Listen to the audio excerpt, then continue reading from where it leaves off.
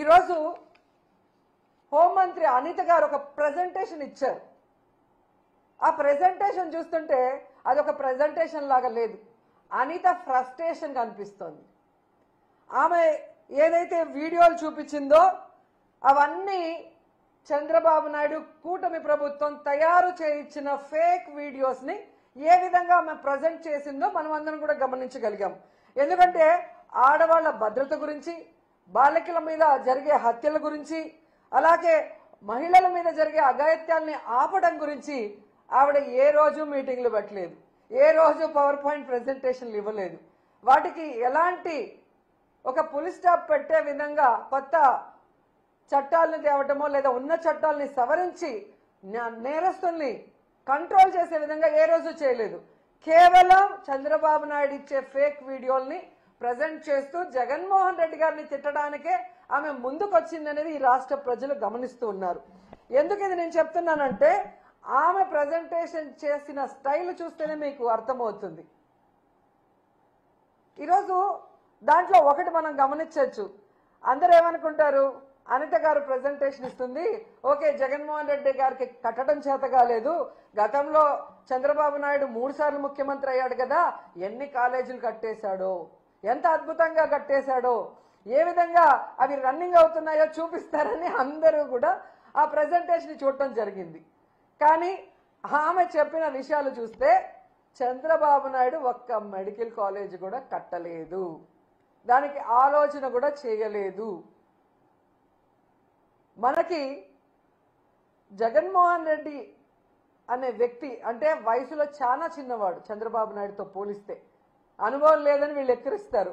కడప ఎమ్మెల్యేని ఎక్కిరిస్తారు.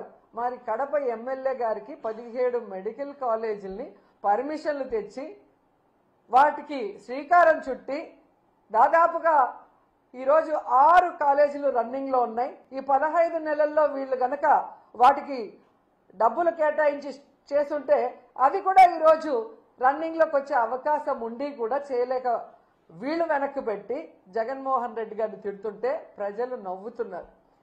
ఒక అనుభవం లేని మొదటిసారి ముఖ్యమంత్రి అయిన జగన్మోహన్ రెడ్డి గారి వల్ల కట్టడం చేతనయ్యింది, విజనరీ ఉంది, సీనియారిటీ ఉంది అని చెప్పుకునే చంద్రబాబు నాయుడు వల్ల 4 సార్లు ముఖ్యమంత్రి అయి కూడా ఒక మెడికల్ కాలేజ్ ఎందుకు కట్టలేకపోయారని ఈరోజు ప్రజలు ప్రశ్నిస్తున్నారు.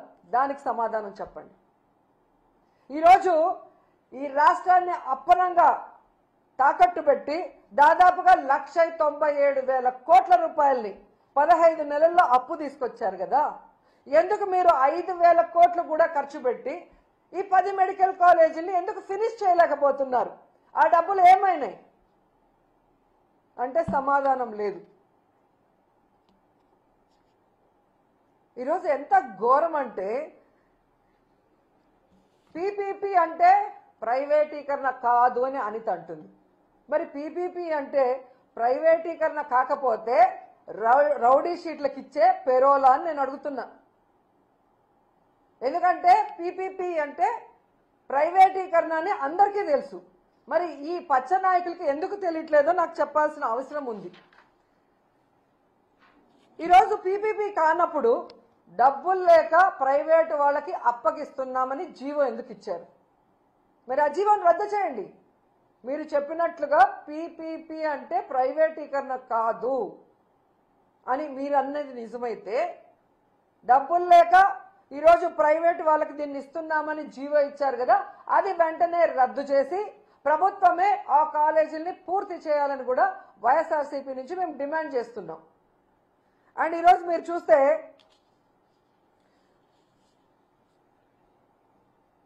ఈ అనితతో పాటు ఇంకో ఆవిడ తయారైంది, సవిత. మొదటిసారి ఎమ్మెల్యే అవగానే మంత్రి అవగానే కొత్త పిచ్చోడు పొద్దురగడు అంటారు చూసావా, ఆ విధంగా ఉంది సవిత ప్రవర్తన. తనకు ఓట్లేసి గెలిపించిన ప్రజలకి ఈరోజు మెడికల్ కాలేజీని పూర్తి చేయాల్సిన బాధ్యత మంత్రికి లేదా జిల్లాలో?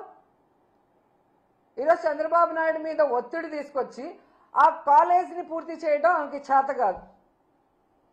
ఈరోజు అమరావతిలో వర్షం వచ్చింది నీళ్లు తోడుతున్నామని కోట్లు వేస్ట్ చేస్తూ తినేస్తున్నారు. దాంట్లో కొంత డబ్బు తీసుకొచ్చి పూర్తి చేయొచ్చు కదా, అది చేత కాదు.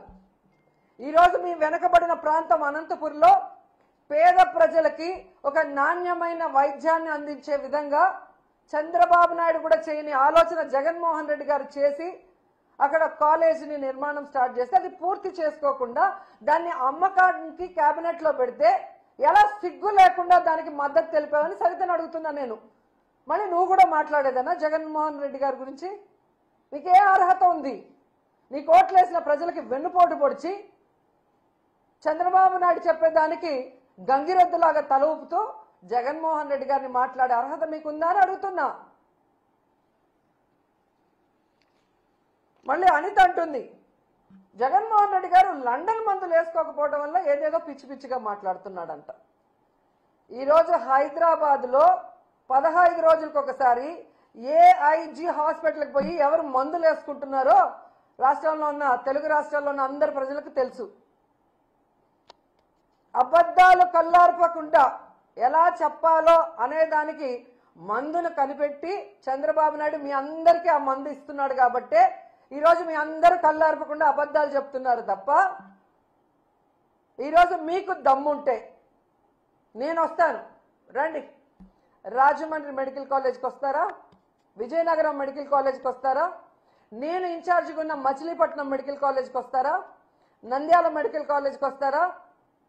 మీ పక్కనే ఉంది కదా, వైజాగ్లో ఉంటావు కదా, పాడేరు, ఆ మెడికల్ కాలేజ్కి వస్తావా? మెడికల్ కాలేజీలు అంటే ఎలా ఉంటాయి, ఎలా కట్టాలి, అక్కడ చదువుకుంటున్న మెడికల్ స్టూడెంట్స్ ఎవరెవరు అనేది డీటెయిల్గా మీకు చూపిస్తాను. దమ్ముంటే ఎవడైనా రండి, తీసుకెళ్తాను. ఏదో పిచ్చి పిచ్చి వీడియోలు తయారు చేసి ఈ పిల్లలు చూస్తే వా అంటారా? ఆ పిల్ల నువ్వేమన్నా యాంకర్వా, హోమ్ మినిస్టర్వా? ఏదో షోలో యాంకరింగ్ చేసినట్టు యాంకర్ లాగా మాట్లాడుతున్నావు. పిల్లలు చూసి వావ్ అంటారా అని. జగన్మోహన్ రెడ్డి గారు ప్రజలకి మంచి చేశారు. మీలాగా ఈవీఎంలను మేనేజ్ చేసుకుని అధికారంలో రాలేదు. ప్రజలకి తాను ఏం చేస్తానో నమ్మకం కలిగించి అధికారంలోకి వచ్చారు.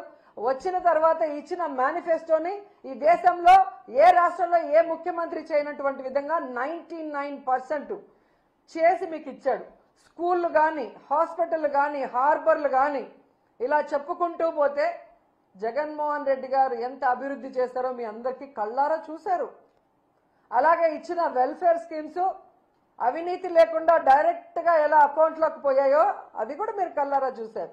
అయినా ఏ విధంగా కళ్ళార్పకుండా అబద్ధాలు చెప్పడానికి మీకైనా ఉండాలి, లేదా మీతో చెప్పించి ఆ చంద్రబాబు నాయుడుకైనా ఉండాలి. ఎందుకంటే ఆయన 4 సార్లు ముఖ్యమంత్రి అయినా ఏ రోజు ఇచ్చిన మేనిఫెస్టోని ప్రజలకు అందుబాటులోకి తీసుకురాడు. ఎవరైనా మాట్లాడితే వాళ్ళకి నాలుక మందం అంటాడు. ఎవరైనా మాట్లాడితే వాళ్ళ మీద తప్పుడు కేసులు పెడతాడు. ఎవరైనా మాట్లాడితే వాళ్ళ ఎమ్మెల్యేలు మంత్రులతో బూతులు మాట్లాడిస్తాడు.